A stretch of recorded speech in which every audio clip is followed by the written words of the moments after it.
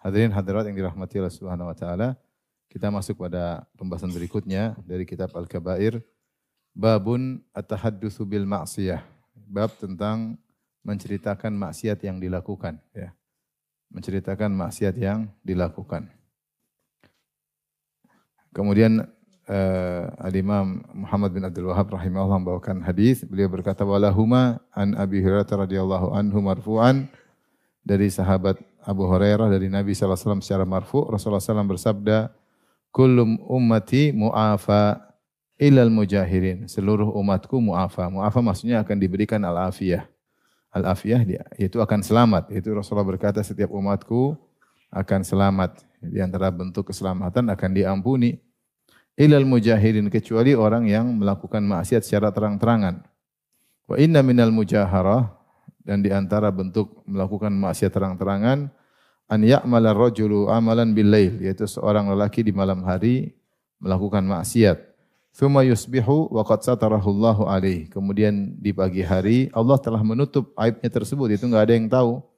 Allah telah menutup aib tersebut dan tidak ada yang tahu. Fa yaqul, kemudian di pagi hari dia cerita. Dia berkata, "Ya fulan, wahai fulan, amiltul barihata kadza wa kadza." Wahai fulan, tadi malam saya melakukan maksiat ini dan itu. Waqad bata yasturuhu rabbuhu, padahal dia semalam suntuk, Allah telah menutup aibnya, Allah tidak bongkar aibnya. Wa asbaha yakshifu sitrallahi alaihi. Kemudian di pagi hari dia pun menyingkap tirai Allah yang Allah telah menutupnya dengan tirai tersebut. Kita tahu di antara dosa besar adalah al-mujaharah, yaitu melakukan maksiat dengan terang-terangan. Maksiat sendiri sudah merupakan suatu dosa. Ditambah lagi kalau dia melakukan maksiat dengan terang-terangan, dia tampakkan. Dan ini bukan dosa biasa, karena seakan-akan dia bangga dengan maksiat tersebut.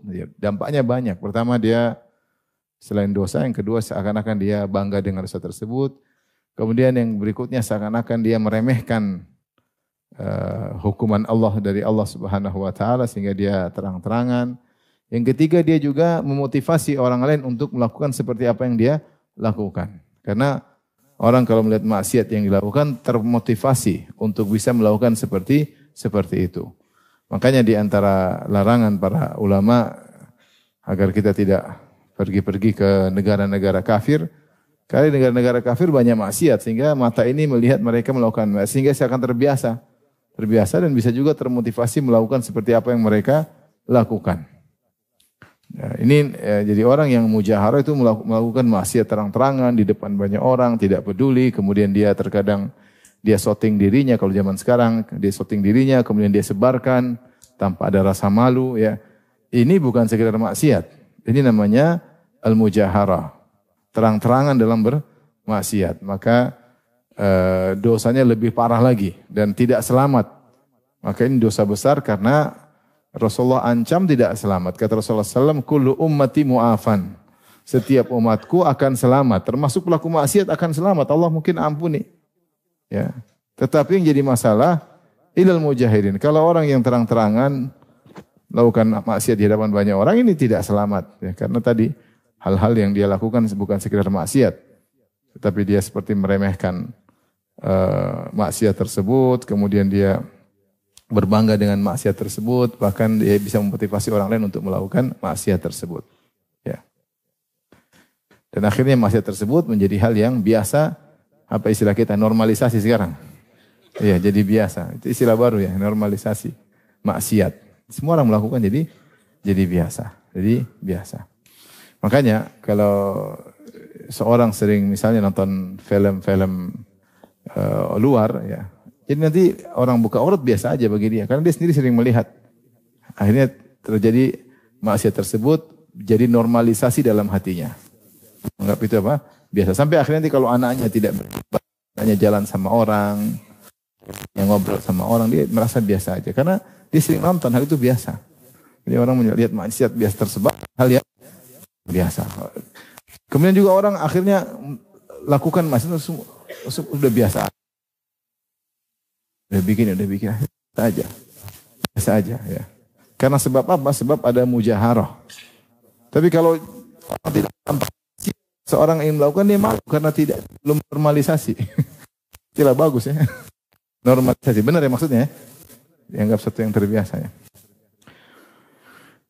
Kemudian Rasulullah menjelaskan, di antara bentuk mujaharah bukan sekedar seorang maksiat depan umum, artis di podium atau di panggung ya, atau seorang menyoteng dirinya kemudian buka auratnya dia sebarin. Bukan cuma itu, ternyata di antara mujaharah adalah seorang di malam hari bermaksiat, dia bersendirian, enggak ada yang tahu dia bermaksiat. Kemudian Allah sudah sayang kepadanya, Allah tutup aibnya, Allah tidak umbar aibnya. Kemudian besoknya Allah turunkan tirai untuk menutup aibnya. Besoknya dia robek tirai tersebut. Tirai tersebut dia cerita sama orang. Semalam saya begini. Ini merupakan salah satu bentuk dari al-muhajarah. Al-mujaharah. Oleh karenanya,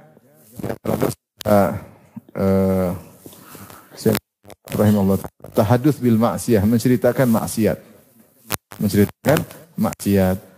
Maka jika seorang melakukan maksiat meskipun jangankan tadi malam, meskipun sudah lama, maka jangan dia cerita. Jangan dia cerita ya. Jangan, karena Allah sudah menutup aibnya ya.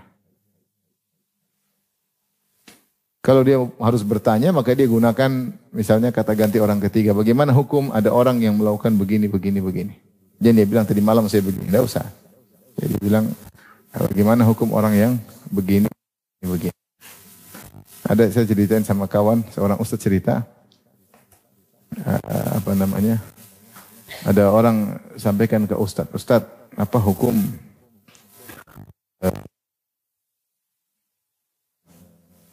zina dengan si fulanah misalnya. Apakah mungkin diterima taubatnya? Kata ustaz tersebut mungkin bisa, insyaallah bisa. Kata dia, Ustaz, tapi saya tidak bisa lega kecuali saya cerita siapa yang zina tersebut. Enggak usah, yang penting Allah, insyaallah Allah ampuni. Bertobat Allah ampuni. Enggak, Ustaz saya tidak lega kecuali saya cerita. Ustaznya kepancing, ya udah. Terus siapa yang berzina? Kata dia, saya dengan si fulanah, dengan istri temannya atau siapa. Kurang ajar kata Ustaz. Allah ampuni kalau saya tidak katanya. Kalau kita bisa tidak sebutkan diri kita itu lebih baik ya. Kita bagaimana hukum seorang begini, bagaimana hukum seorang begini. Karena itu aib ya. Seperti dosa-dosa aib seperti mencuri, berzina, kemudian misalnya homoseksual, tidak perlu diceritakan. Pernah narkoba, enggak boleh cerita. Karena itu dosa-dosa yang terkait dengan apa? Aib.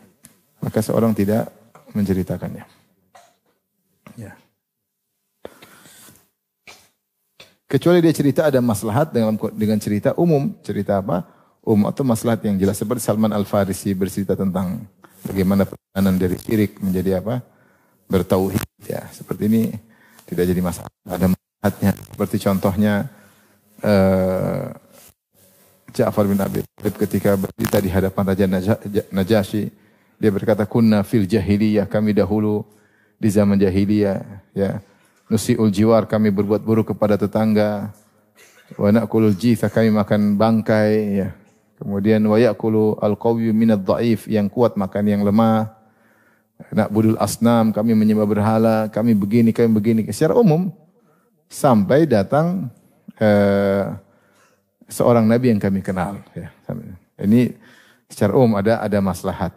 Seperti mereka sama-sama tahu perbuatan maksiat yang bukan terkait dengan keburukan seperti menyembah berhala. Sahabat dalam masjid disebutkan mereka sering cerita tentang masa jahiliyah mereka. Mungkin kau dulu nyembah apa? Nyembah batu bentuk bagaimana? Mungkin akhirnya mereka tertawa di masjid dan Nabi hanya tersenyum ketika melihat mereka. Itu mereka menyebutkan tentang masalah mereka untuk syukur kepada Allah. Kita dulu seperti apa coba? Kita dulu nyembah batu, nyembah ini, nyembah anu. Ini masa lalu, tapi mereka sama-sama tahu. Mereka sama-sama apa? Tahu. Maka ini seperti begini, insya Allah tidak dilarang karena bukan hal yang aib dan itu hanya untuk membuat kita semakin bersyukur kepada Allah. Tapi kalau saya dulu pernah berzina, saya pernah homoseks, saya pernah nipu orang, saya pernah begini, itu ditutup, nggak boleh dicerita sama sekali. Ya. Itu aib yang buruk. Siapa yang menceritakannya, maka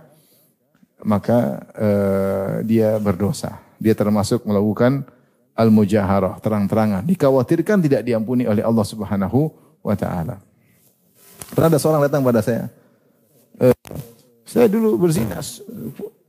Saya mau cerita ini. Saya dulu berzina puluhan perempuan. Jangan cerita. Enggak, jangan cerita saya bilang. Dia zina sama puluhan perempuan, dia bangga. Jadi kan orang bangga dengan masa lalunya yang buruk. Enggak usah bangga. Tutup aibmu, jangan cerita. Sebenarnya orang misalnya pernah jadi bajingan, kemudian mungkin misalnya ada tato khusus menunjukkan bajingan kurang ajar, maka dia pamer-pamer, ngapain itu sudah hijrah, tutup itu tato, kecuali emang nggak sengaja kebuka. Tapi ini sengaja pamer, supaya orang tahu dia dulu bekas penjahat. Ya. Enggak, ini aib, enggak perlu. Misalnya dia, ini tato kelompok perampok ini, jangan dipakai lagi ya. Ya. Tutup aja ya. Enggak usah kita banggain maksiat yang kita lakukan. Karena kalau kita bangga-banggakan, kita cerita-cerita yang Allah sudah tutup aib kita. Ya, beda kalau memang semua orang udah tahu kita dulu begini-begini, ya kita perlu menjelaskan itu haram, saya sudah tinggalkan. Tapi kalau enggak ada yang tahu, enggak ada yang tahu kecuali Allah. Kita enggak boleh cerita. Siapa yang cerita, maka dia tidak selamat.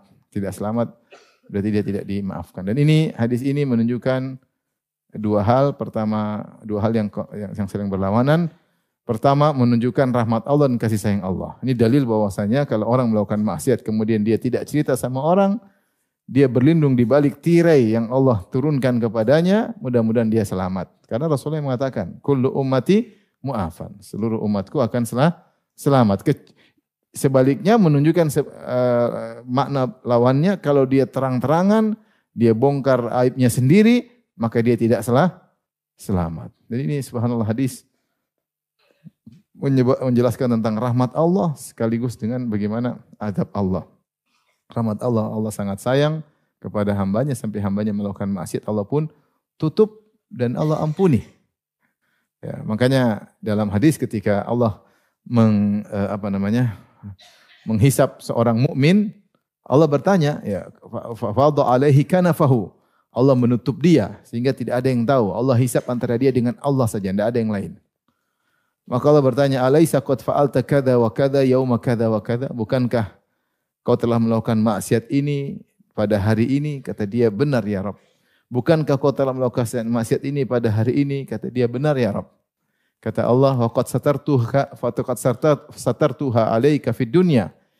Saya dulu pernah menutup aib ini semua kepada engkau ketika di dunia. Al yauma aghfiru lakal yaum. Aghfiruha lakal yaum. Dan hari ini aku ampuni dosa-dosamu tersebut ya. Jadi sebenarnya tutup di dunia, di akhirat Allah ampuni. Luasnya rahmat Allah Subhanahu wa taala. Siapa sih di antara kita tidak pernah bermaksiat? Ya, tatkala dia bersendirian, tatkala tidak ada yang tahu, tatkala jauh dari keluarganya, tatkala jauh dari anaknya ya. Tatkala dia sedang bersafar ke luar negeri, sangat mudah orang dibisikin oleh syaitan kemudian terdominasi oleh maksiat, oleh hawa nafsunya. Oleh karenanya seorang kalau dia melakukan, segera bertobat kepada Allah Subhanahu wa taala dan jangan pernah cerita kepada orang lain. Jangan pernah cerita sama orang lain karena Allah telah memberi karunia dengan menutup aibmu. Makanya dikatakan tidaklah seorang dibongkar aibnya kecuali itu bukan pertama kali dia lakukan. Sudah berulang-ulang maka Allah bongkar apa? Aibnya. Biasanya kebiasaan Allah kalau pertama, 2, 3, 4, biasanya Allah masih tutup.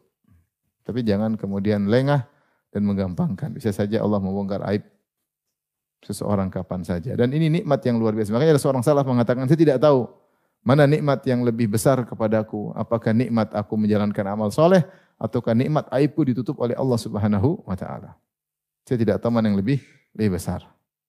Kita kalau dibongkar aib kita, ya, semua orang tidak ada yang mau duduk dengan kita. Sebagian perkataan Muhammad bin Wasi', "Lau kana lidzunubi rih, ma jalasa ilayya ahad." Kalau seandainya setiap dosa ada aromanya, tidak ada yang mau duduk dengan saya.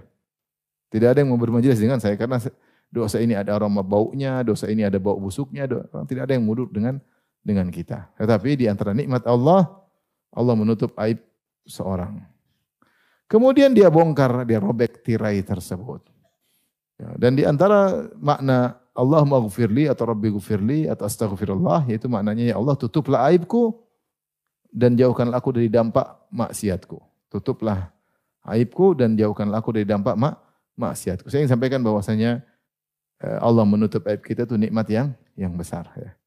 Oleh karena jangan dibuang nikmat tersebut dengan kita malah cerita kepada orang lain. Apapun yang terjadi jangan cerita. Ya. Jangan cerita. Taibah berikutnya, bahkan sama istri jangan cerita. Istri sama suami juga jangan apa? Cerita. Ketika orang ngelamar, jangan cerita sama yang tukang lamarnya. Afwan, saya pernah berzina. Jangan cerita. Jangan cerita, enggak boleh cerita. Coba dia tanya, gadis atau tidak, ya harus jujur. Sudah enggak gadis lagi. Tapi kalau dia enggak tanya, enggak perlu cerita.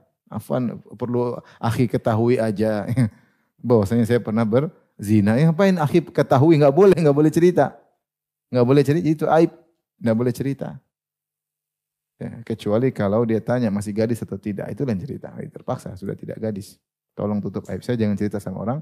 Tapi kalau dia nggak tanya, nggak perlu cerita. Babun ma ja'a fi syatmi bizina. Bab tentang mencela orang lain dengan menuduhnya berzina. Ini termasuk dosa juga ya. Dosa besar. An Abi Hurairah radhiyallahu anhu marfu'an, dari Abu Hurairah secara marfu', itu dari Nabi SAW. Rasulullah SAW bersabda, man qadhafa mamlukahu bizina yuqamu alaihi al-haddu yaumal qiyamah illa an yakuna kama qala. Siapa yang menuduh budak yang dia miliki dengan zina, dia marah, dia bilang sama budak, dasar budak pezina, dasar budak wanita pezina, dia tuduh budaknya lelaki atau perempuan dengan zina, budak lelaki atau budak wanitanya, maka kalau tidak benar tuduhan tersebut, majikannya, pemilik budak tersebut yang menuduh akan ditegakkan hukum had pada hari kiamat kelak. Kecuali yang dia tuduhkan itu benar ya. Kita tahu di antara dosa besar adalah qadful mu'minatil muhsanatil ghafilat ya. Innal ladzina yarmunal muhsanatil ghafilatil mu'minati lu'inu fid dunya wal akhirah wa lahum adzabun azim. Sungguhnya orang-orang yang menuduh-nuduh wanita yang baik-baik, wanita mukminat, maka dilaknat di dunia dan akhirat. Dan kalau dia menuduh zina, dia harus mendatangkan saksi. Kalau enggak, dia akan dicambuk. Dicambuk. Tapi lain halnya kalau majikan menuduh budaknya sendiri, karena budak milik dia. Zaman dulu ada budak ya, dan budak tersebut bisa dia jual belikan ya. Kemudian kalau dia nuduh budak miliknya sendiri, bosnya budak itu berzina, apakah dia harus datangkan saksi, 4 saksi, kalau tidak dia dihukum had? Tentunya ini tidak berlaku. Ini berlaku kalau antara merdeka dengan merdeka. Kalau majikan sama budaknya enggak berlaku. Oleh karenanya Nabi berkata, memang dia nuduh budaknya tanpa bukti, dia tidak akan ditegakkan hukum had di dunia karena itu budaknya sendiri. Tapi dia akan ditegakkan hukum had di mana? Di akhirat. Kenapa bisa demikian? Karena di akhirat semuanya sama, enggak ada budak, enggak ada merdeka. Enggak ada raja, enggak ada rakyat, semua sama di hadapan Allah Subhanahu wa taala. Semua atribut-atribut lepas ketika itu. Raja-raja yang hebat pun tidak berani menunjukkan atributnya. Makanya Allah berkata ketika hari kiamat, Allah Subhanahu wa taala berkata, Anal Malik, Ana Dayyan, aina mulukul ard. Saya adalah raja dan saya adalah maha pemberi balasan. Mana raja-raja dunia? Mana raja-raja dunia? Tidak ada yang berani menampakkan batang hidungnya. Semua ketakutan, tunduk ketakutan. Kata Allah, limanil mulkul yaum lillahil wahidil qahar. Kerajaan pada hari ini milik siapa? Milik siapa kata Allah? Milik Allah yang Maha Esa dan Maha Kuasa. Maka budak dan majikan sama saja nanti akan disidang oleh Allah. Bos anak buah, majikan pembantu, semua sama. Semua sama. Akan dihadapkan wa kulluhum atihi yaumal qiyamati abda. Semuanya akan datang pada hari kiamat sebagai hamba. Jadi jangan terpedaya dengan atribut-atribut yang kita miliki mentang-mentang. Kemudian kita nuduh orang-orang rendahan ya. Karena kalau orang tinggi, kedudukannya tinggi, dia mudah menjatuhkan orang yang menurut dia hina di hadapan dia. Ya, contoh seperti tadi, majikan nuduh budaknya, dasar budak pezina. Mentang-mentang itu budak milik dia. Kemudian dia tuduh seenaknya. Kata Nabi, kalau tidak ada bukti, tidak benar, maka ini majikan akan ditegakkan hukum had di akhirat kelak, hari kiamat kelak. Masih mending ditegakkan hukum had di dunia. Kalau di akhirat parah. Ya, di akhirat parah. Maka hati-hati, biasanya zalim itu, kezaliman terjadi dari orang yang atasan kepada orang yang dianggap sepele. Seorang majikan ngomong sama anak buahnya, sama pembantunya, ngomong yang seenak dia aja, karena mentang-mentang dia yang gaji, mentang-mentang pembantu tersebut butuh dengan dia ngomong seenaknya dengan supirnya, dengan kata-kata kasar, dia hina supirnya, dia hina pembantunya, dia hina anak buahnya, dia hina misalnya penjaganya, satpamnya, itu mudah, kepancing dia untuk mudah menzalimi. Dia lupa bosnya, dia ini juga manusia. Pembantu dia juga manusia, supir dia juga manusia, satpam rumahnya juga apa? Manusia, pegawai dia juga manusia, sama-sama Bani Adam. Tapi karena strata yang tinggi, sementara mereka kerja sama dia lupa ya. Maka Rasulullah menyebutkan dalam hadis bagaimana pembantu-pembantu adalah ikhwanukum, saudara-saudara kalian. Sampai Rasulullah menganjurkan hendaknya para budak, para pembantu makan dari makan yang kalian makan. Kalau bisa berpakaian dengan berpakaian yang kalian punya. Itu sunnahnya demikian. Lebih baik demikian. Ya. Hati-hati. Jadi kezaliman itu sangat mudah. Seperti ini. Majikan dengan mudahnya menuduh budaknya macam-macam. Tidak ada hal yang menghalangi dia untuk menjelek-jelekan budaknya. Tapi ingat ada hari kiamat. Ada hari kiamat. Makanya ketika Nabi melihat Abu Mas'ud memukul budaknya, kata Rasulullah, "Innallaha aqdaru alaika minka alaihi." Wahai Abu Mas'ud, Allah lebih mampu terhadap engkau daripada engkau terhadap budakmu. Kaget. Akhirnya Abu Mas'ud memerdekakan budak tersebut. Bab berikutnya, babun an-nahyu an tasmiyatil fasiqi sayyida. Bab larangan untuk memberi nama kepada orang fasik dengan sayyid. Sayyid maksudnya orang yang mulia, orang yang terhormat, sayyid. Ya. Sayyid fulan, kalau kita yang terhormat, yang mulia sama. Terhormat, yang mulia, yang itu namanya istilah sayyid. Ya. Ini orang fasik jangan panggil sayyid. Ya. Fasik dipanggil sayyid. Ya ini. Dia tidak sesuai dengan kedudukannya, dia fasik. Ngapain kita muliakan dia, dia fasik. Fasik maksudnya apa? Fasik maksudnya orang yang melakukan dosa besar. Ya. Melakukan dosa besar. Dan fasik ini bisa dua. Ada fasik dari kaum mukminin atau fasik dari orang munafik. Ya. Jadi kalau fasik orang munafik sampai pada tingkat kekufuran. Ya. Maka jangan muliakan. Dengan manggilnya sebagai sayyid. Dilarang oleh Nabi SAW. An Buraidah radhiyallahu anhu marfu'an, dari Buraidah radhiyallahu anhu secara marfu', qala, beliau berkata, qala Rasulullah SAW bersabda, la taqulu lil munafiqi sayyid. Jangan kalian berkata kepada orang munafik sayyid. Fa innahu iyyaku sayyidan faqad askhattum rabbakum. Sungguhnya kalau dia adalah sayyid, tentu kalian telah membuat Rabb kalian murka. Rawahu Abu Dawud bi sanadin sahih. Diriwayatkan Imam Abu Dawud dengan sanad yang sahih. Artinya kalau orang terkenal melakukan kezaliman, fasik, mujrim, menzalimi orang, suka dusta, jangan kita muliakan dia, enggak boleh. Ya. Orang ini terkenal dengan keburukan, semua orang tahu orang ini buruk, maka jangan muliakan dia. Ya, karena kalau dia diberi laqab, diberi gelar yang mulia, yang terhormat, gelar-gelar yang luar biasa, ya. Maka dia akan terus melakukan kezaliman tersebut. Dia terus melakukan kezaliman, dia bangga melakukan kezaliman tersebut. Dan ini membuat Allah murka. Bagaimana orang yang melanggar aturan-aturan Allah, yang meninggalkan syariat Allah, yang melakukan dosa-dosa, kemudian kita malah muliakan. Kita malah muliakan. Maka ini bentuk secara tidak langsung penentangan terhadap Allah. Ini orang Allah hinakan, kau malah muliakan. Bukankah orang terkenal dengan keburukan dihinakan oleh Allah? Dihinakan, tapi kau malah memuliakan. Maka ini berbahaya. Maka Rasulullah mengatakan, jangan kau berkata kepada orang munafik sayyid, ya. Maka segala kata-kata yang kemudian membuat kita memuliakan orang-orang yang buruk di mata Allah, maka hati-hati, ya. Ada orang kafir datang, kemudian kita muliakan luar biasa, kita seakan-akan dia orang hebat. Nah, orang nanti ketika dia dimuliakan, padahal orang penyebar kesyirikan, penyebar kemaksiatan, kemudian kita muliakan, akhirnya banyak orang yang terpesona, akhirnya ikut-ikutan. Enggak usah, ya sudah. Ngapain kita kemudian muliakan ya. Ya udah kalau dia sebagai manusia, tapi tidak perlu kita beri gelar-gelar yang terhormat, yang ini, yang anu, yang ini, yang anu, yang ini. Nah, ngapain? Apalagi orang yang menyuruh kepada kekufuran. Ada yang menyuruh kepada kufuran, yang mengatakan homoseksual halal. Kemudian kita malah yang mulia, yang mulia, yang mulia. Gimana di hadapan Allah? Ini orang penyuruh kepada kesyirikan. Orang penebar kesyirikan. Orang ini pembela golongan homoseks. Kemudian kita malah yang mulia berbangga-bangga dengan dia. Ini hal yang tidak tepat.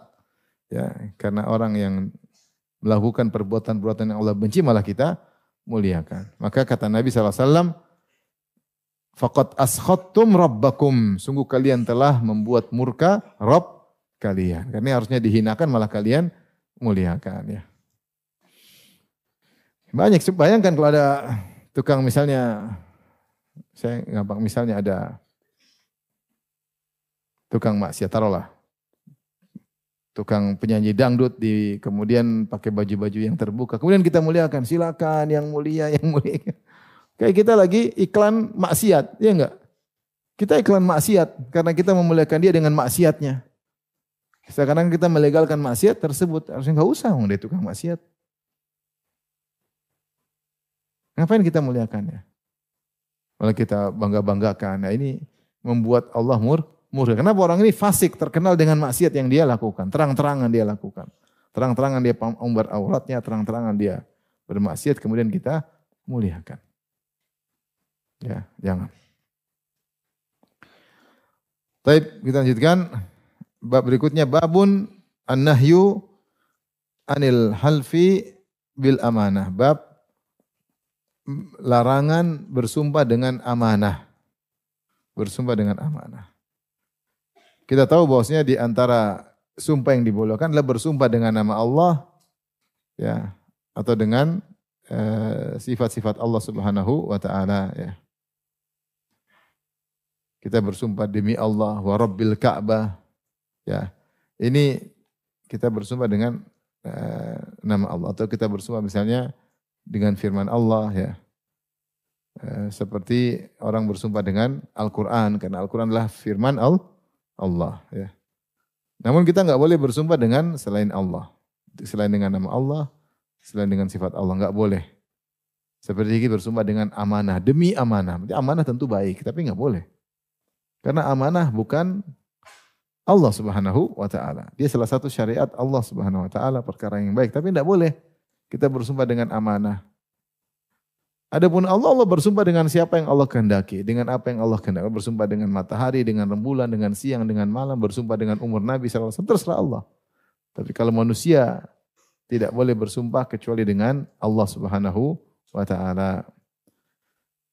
Rasulullah bersabda dari Buraidah radhiyallahu anhu secara marfu, "Man halafa bil amanati falaysa minna." Siapa yang bersumpah dengan amanah, yaitu demi amanah, aku akan memperjuangkan hal ini demi amanah, aku akan begini. Tidak boleh, harusnya bilang demi Allah. Maksud dia baik, tapi tidak boleh. Ini syirik dalam lafal. Rawahu Abu Daud bisanadin sahih. Hadis riwayat Abu Daud dengan sanad yang sahih. Makanya Rasulullah SAW bersabda, "Man kana halifan falyahlif billah." Siapa yang bersumpah, hendaknya dia bersumpah dengan Allah, nama Allah Subhanahu wa taala. Dalam hadis yang lain Rasulullah tegaskan, "Man halafa bi ghairillah faqad kafar aw asyrak." Siapa yang bersumpah dengan nama selain Allah, maka dia telah kufur atau dia telah syirik. Ya. Di antara selain Allah adalah bersumpah dengan amanah. Tidak boleh kita bersumpah demi amanah. Demi misalnya tumpah darah. Misalnya demi orang tua. Demi kakek. Demi nenek moyang. Ini semua tidak boleh. Ini semua makhluk. Tidak boleh.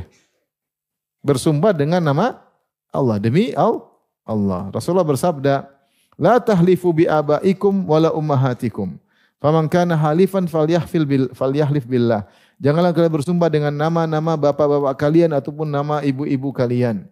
Siapa yang bersumpah makanya bersumpah dengan nama Allah. Yang bilang demi bapakku bersumpah, demi ibuku, demi nenekku, ini mbahku, ini enggak boleh ya. Demi moyangku, enggak boleh. Ya, kita semua mengagungkan nenek moyang kita semua mencintai orang tua kita, tapi tidak boleh kita bersumpah demi abi, demi ayah, enggak boleh. Sumpah harus dengan nama Allah. Karena ini syirik. Makanya Rasulullah mengatakan, man halafa bi ghairillah, siapa yang bersumpah dengan nama selain Allah, faqad kafara au asyrak, dia telah kafir atau dia telah syirik. Seperti di antaranya bersumpah dengan amanah. Maka tidak boleh demi negeri, demi bangsa, demi tumpah darah, demi nenek moyang, demi tradisi, demi dengan niatnya untuk sumpah. Ya, beda kalau demi maksudnya untuk. Ya. Kalau untuk beda. Untuk orang tuaku aku akan begini, untuk membela negeri itu lain. Tapi kalau sumpah maksudnya maka tidak boleh kecuali dengan Allah Subhanahu wa taala.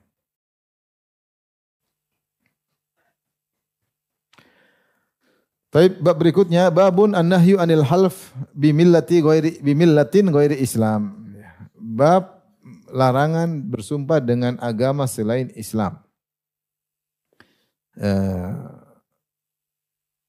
Maksudnya dia mengatakan kalau saya bohong saya Yahudi misalnya gitu. Benar ini, kalau saya bohong saya Nasrani. Kalau saya bohong saya ateis misalnya. Ini enggak boleh seperti ini. Dia maksudnya baik dia untuk menekankan, tapi enggak boleh. Enggak boleh. Karena orang yang mengatakan demikian dia kayak menganggap agama lain tuh ada nilainya gitu, atau dia menganggap agama Islam tuh dia kok berani dia ngomong gitu, kalau saya bohong saya Yahudi. Ngapain ya? Yahudi, Nasrani, agama Islam tidak diterima oleh Allah. Ya. Harusnya dia tidak nyerempet-nyerempet ke situ, enggak boleh ya. Kalau dia mau menekankan suatu pernyataannya, bersumpahlah dengan nama Allah ya. Atau dengan yang lain, yang penekanan-penekanan lain, tidak mesti dengan sumpah. Nah, seperti orang yang mengatakan demikian, maka ini buruk ya. An Abi Zaid radhiyallahu taala anhu qala, dari Abu Zaid radhiyallahu anhu, sahabat yang mulia, beliau berkata qala Rasulullah sallallahu alaihi wasallam bersabda, man halafa bi millatin ghairil Islam kadziban muta'ammidan fahuwa kama qala akhrajahu. Siapa yang bersumpah dengan agama selain Allah dan dia dusta dan sengaja, maka dia seperti apa yang dia ucapkan. Kalau dia jujur aja enggak boleh, apalagi kalau dia bohong. Kalau saya yang curi barang itu, saya Yahudi. Nah, ini misalnya, ternyata dia yang curi. Ini gimana? Kata Nabi, fahuwa kama qala, dia seperti apa yang dia ucapkan. Ya. Maka ngeri ya.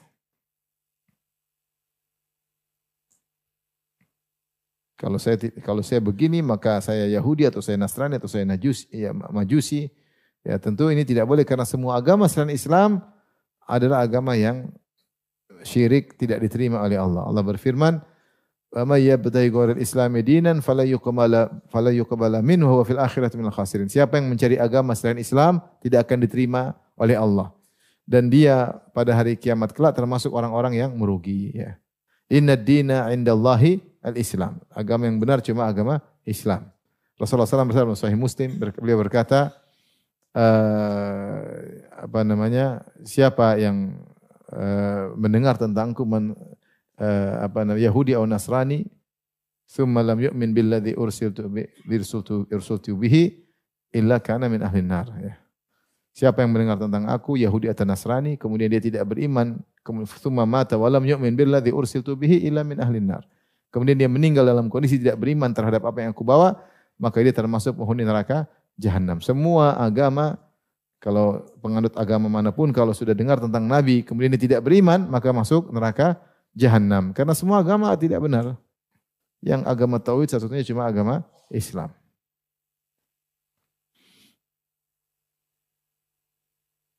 Ini adalah dalil yang mengancam luar biasa, bahaya. Orang bercanda begini, main-main begini, ternyata dia bohong, maka mengerikan. Hadis berikutnya, wa an Buraidah radhiyallahu anhu qala Rasulullah sallallahu alaihi wasallam. Ini menunjukkan bagaimana Islam itu perhatian terhadap lafal. Jangan main-main masalah syirik. Jangan nyerempet-nyerempet masalah apa? Syirik. Sumpah dengan amanah tidak boleh. Kayak gini tadi, kalau saya bohong, saya Yahudi, saya Majusi, ini juga enggak boleh ya. Man halafa faqala ana bari'un minal Islam. Siapa yang bersumpah dan dia berkata, saya berlepas diri dari Islam. Fa in kana kadziban fa huwa kama qala. Kalau ternyata dia dusta, maka dia seperti apa yang dia ucapkan, dia berlepas diri dari Islam. Wa in kana shadiqan falan yarji' al-Islam saliman. Kalau dia ternyata jujur, dia tidak akan kembali kepada Islam dengan selamat. Yaitu ada kekurangan dalam Islamnya. Karena kalau Islamnya sempurna, dia enggak akan ngomong begitu. Dia enggak akan ngomong saya kalau bohong, meskipun dia jujur. Saya kalau bohong, saya Yahudi. Dia enggak akan ngomong begitu. Dia tahu buruknya Yahudiyah, buruknya Nasraniyah, buruknya agama lain. Kemudian dia ngomong begitu, berarti dia kayaknya meremehkan Islam. Kalaupun ternyata dia jujur, kata Nabi, wa in kana shadiqan, kalau dia jujur atas sumpahnya tadi, falan yarji ilal islami saliman. Dia tidak akan kembali lagi dalam Islam seperti selamat seperti sedia kala. Karena ada masalah dalam apa? Akidahnya. Orang yang mengagungkan Islam tidak akan ngomong seperti itu. Rawahu Abu Dawud ya. Baik, kita lanjutkan bab berikutnya. Babun ma ja'a fil ghibah. Dosa berikutnya tentang dosa ghibah ya, ghibah.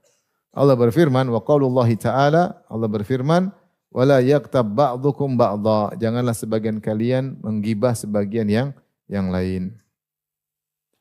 Ghibah adalah dosa besar menurut jumhur ulama. Benar ada yang mengatakan dosa kecil karena sulitnya untuk dihindari. Ya.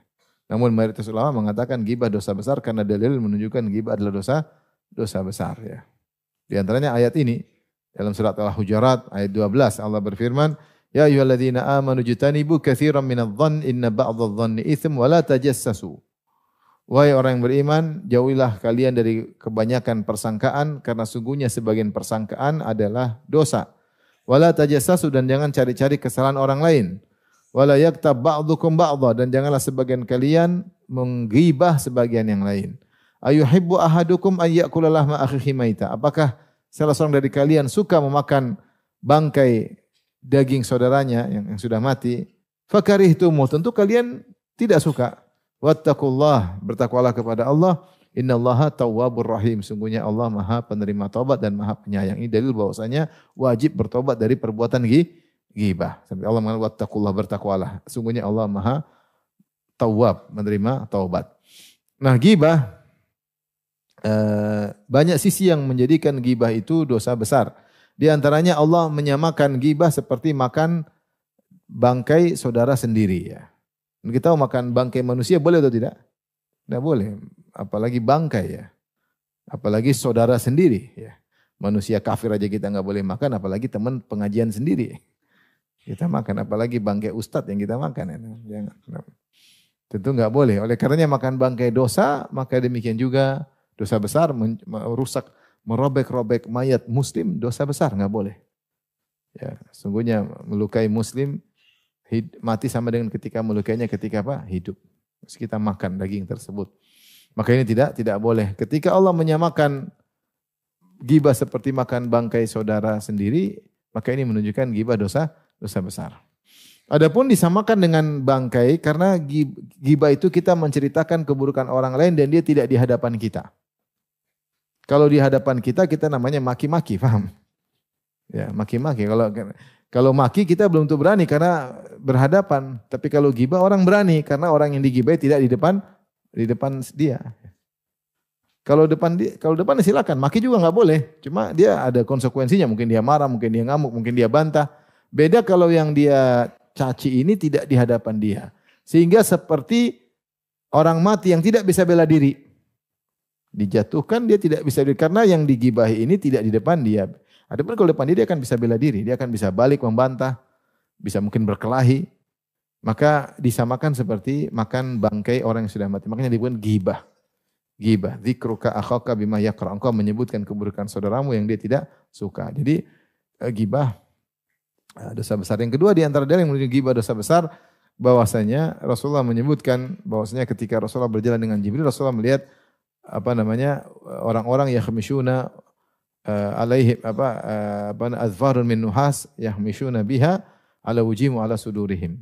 Rasulullah melihat orang-orang yang memiliki kuku-kuku dari tembaga, kemudian dia cakar wajahnya dan cakar dada-dadanya. Rasulullah berkata, "Man haula ya Jibril?" Siapa itu Jibril? Mereka kok disiksa seperti itu, mencakar-cakar wajah, mencakar-cakar dada.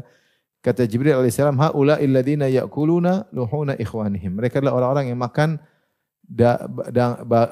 daging saudara-saudara mereka sendiri. Itu orang yang gibah, orang-orang yang gibah. Sehingga dia mengatakan bahwasanya gibah dosa besar. Bahkan sebagian salaf memandang jika seorang puasa kemudian dia gibah, maka puasanya bukan batal aja pahalanya, batal puasanya. Batal apa? Puasanya. Sebagian salaf berpendapat demikian. Namun yang benar bukan puasanya yang batal, cuma pahala puasa yang batal. Namun bagaimana pahala puasa bisa batal dengan gibah, menunjukkan gibah ini dosanya besar. Namun dia dosa yang sangat diremehkan. Ya, sangat diremehkan. Seorang bisa saja kuat sholat malam, tidak mau berzina, dia bisa menundukkan pandangan, ya. Dia tidak mau makan yang haram, ya. Dia tidak mau menipu orang, dia tidak mau berdusta, dia bisa lakukan. Bahkan dia kuat bangun sholat malam, dia kuat puasa sunnah, dia dermawan, mudah untuk bersedekah, tapi dia tidak kuat untuk tidak gibah. Dia tidak kuat untuk tidak apa? Gibah. Dan gibah itu kita memberikan pahala kepada orang yang kita gibahi. Makanya sebenarnya mengatakan orang gibah itu seperti dia sudah punya istana yang besar, kemudian dia hancurkan istana tersebut dengan gibah-gibahnya. Karena setiap dia gibah, pahalanya diambil. Setiap gibah, pahalanya diambil. Dan ini tentu menyakitkan bagi seorang penggibah. Kenapa pada hari kiamat? Gibah itu kan biasanya dia gibah kepada orang yang dia tidak sukai. Ternyata hari kiamat kelak dia bertemu dengan orang yang dia tidak sukai tadi, ternyata orang yang tidak disukai tadi ngambil pahala dia. Kenapa? Karena telah dia gibahi ketika di dunia. Biasanya yang saya omongin benar kok. Lah itu yang benar itu namanya gibah. Kalau enggak benar namanya buhtan. Kata Rasulullah, "Atadruna mal ghibah?" Tahukah kalian apa itu ghibah?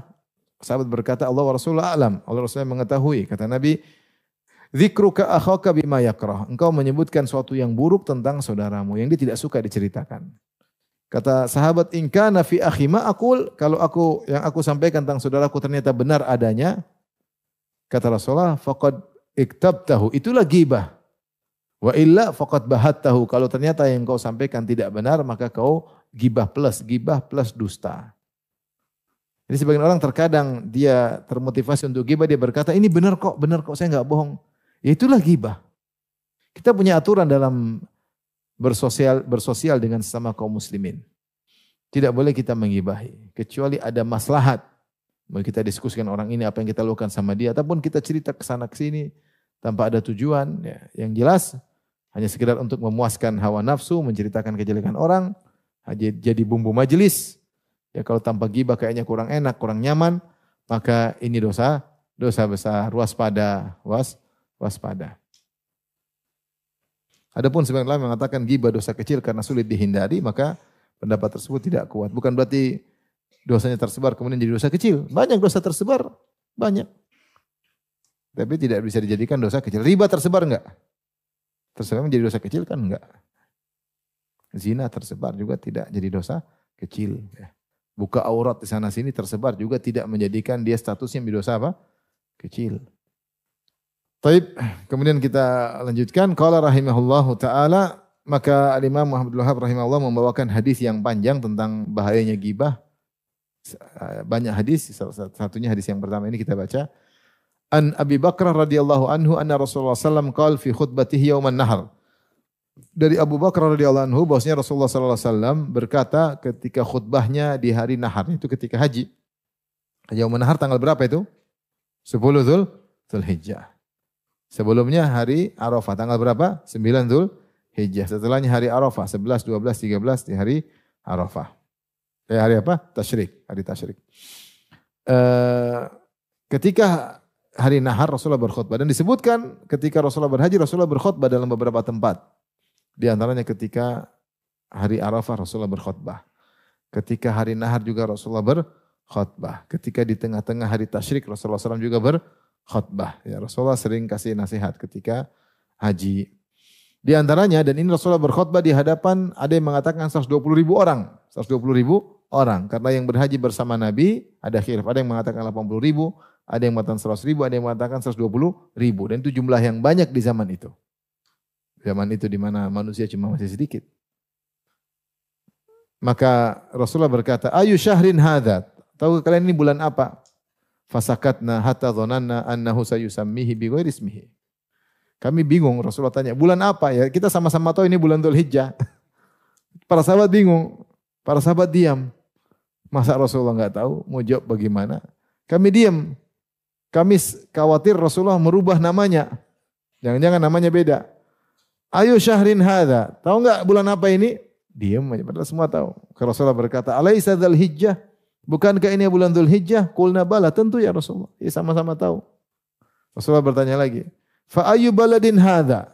Ini negeri apa ini? Semua orang tahu tanah haram, kota Mekah.